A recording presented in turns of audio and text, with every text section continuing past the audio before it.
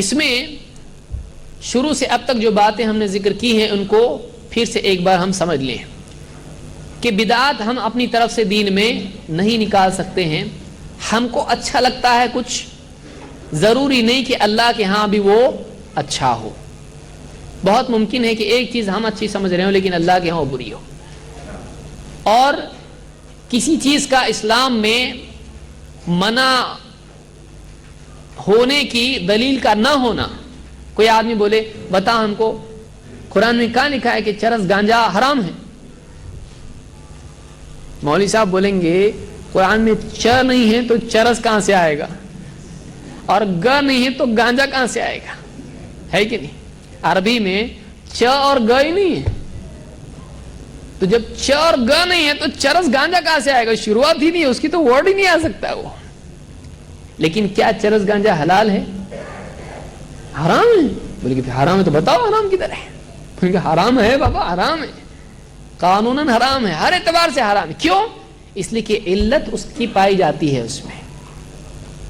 حدیث میں کیا ہے کہ ہر نشے والی چیز کیا ہے؟ حرام ہے. کل مسکر خمر و کل خمر حرام.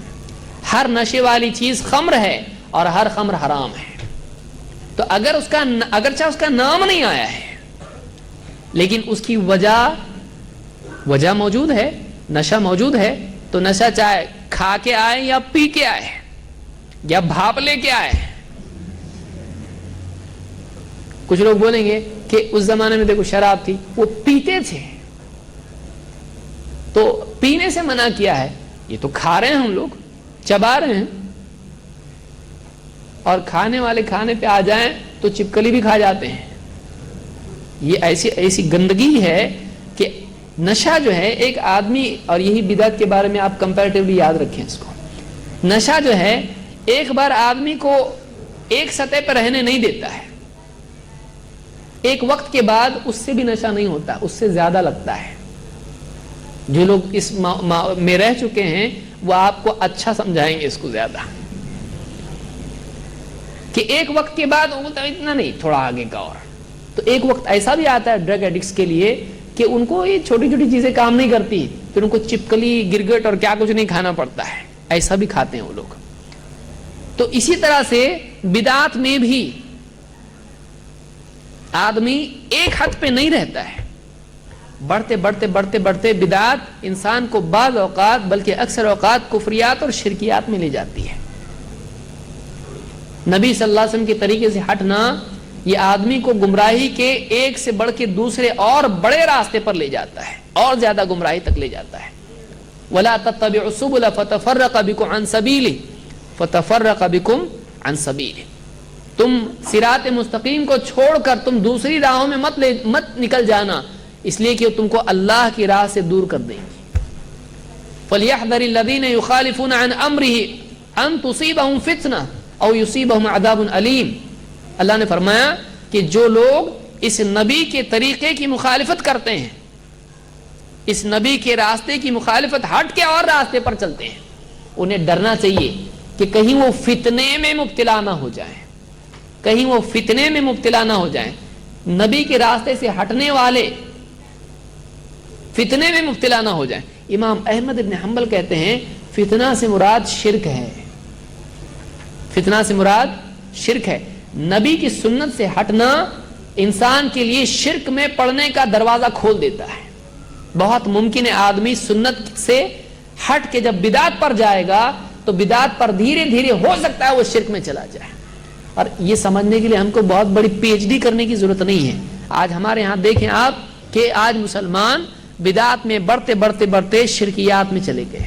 کتنے مسلمان ہیں ولی اللہ کی محبت میں نبی سے ہٹ کے طریقہ جب اختیار کیا تو آج ولی اللہ، اللہ کے اولیاء، اللہ ان پر رحم فرمائے، اللہ کے تمام اولیاء کو ہم مانتے ہیں.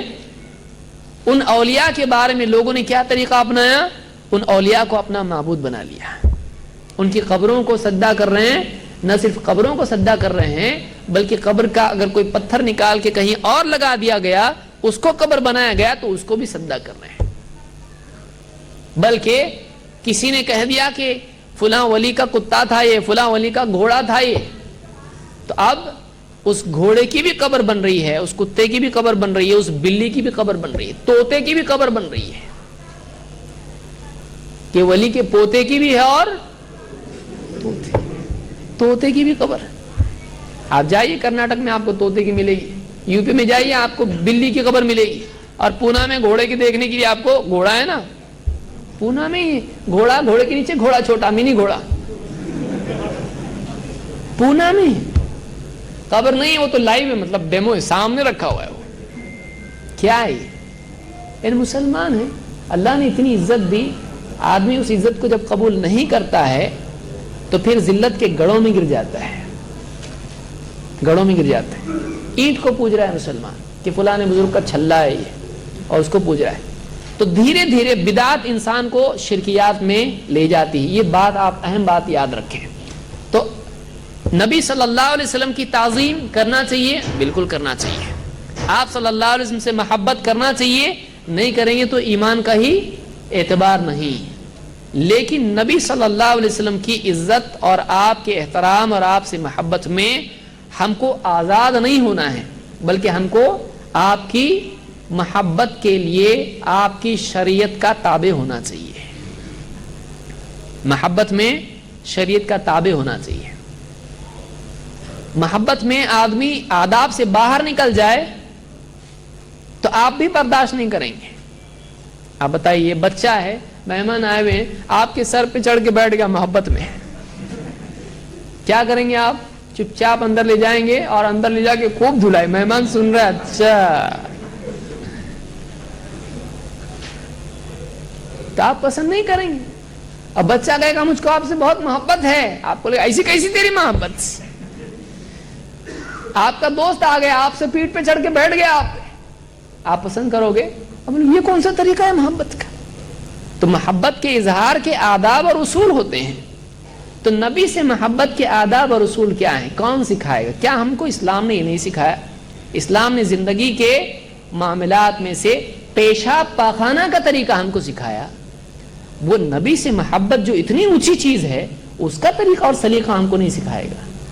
اللہ سے محبت کا طریقہ ہم کو نہیں سکھائے گا۔ اسلام اتنی چھوٹی چیزیں کہ آدمی پیشاب، اس کے اوپر اتنے بڑے بڑے جو ہے 20 30 25 30 حدیثیں ہیں اس پہ کہ آدمی پیشاب پاخانہ کیسے کرے۔ اور آپ بتائیے کہ نبی صلی اللہ علیہ وسلم کی محبت کے سلسلے میں ہم کو رہبری نہیں ملے گی، اور صحابہ سے بڑھ کر کون ہو سکتا ہے جو امت میں واقعی اللہ کے نبی صلی اللہ علیہ وسلم سے محبت کا حق ادا کرے؟ تو اگر واقعی عید میلاد النبی منانا محبت کا تقاضا ہے تو سب سے پہلے کون کرنا چاہیے تھا؟ صحابہ۔ صحابہ سے ہم کوئی چیز نہیں ملتی ہے، اللہ کے نبی صلی اللہ علیہ وسلم سے نہیں ملتی ہے، اس لیے ہم یہ کہتے ہیں کہ ہمارے سلف کا طریقہ نہیں، ہم وہ نہیں کریں گے، اگرچہ ہم کو محبت ہے، اگرچہ ہم تعظیم کرتے ہیں، لیکن ہم یہ عید مناتے نہیں ہیں، اس لیے کہ اس کی اصل کتاب و سنت میں نہیں ہے، صحابہ اور سلف سے نہیں ملتا ہے۔ بعد کے دور میں یہ شروع ہوا، ہم ایسی چیز کو عید نہیں مناتے ہیں جس کو سلف نے نہیں منایا ہے۔ اللہ تعالی ہم کو صحیح سمجھ عطا فرمائے۔ اس میں بعض دلائل ہیں جو بہت سارے لوگ ذکر کرتے ہیں کہ دیکھو یہ دلیل ہے، یہ دلیل ہے، تو ہم اس کو اگلی مجلس میں انشاءاللہ دیکھیں گے۔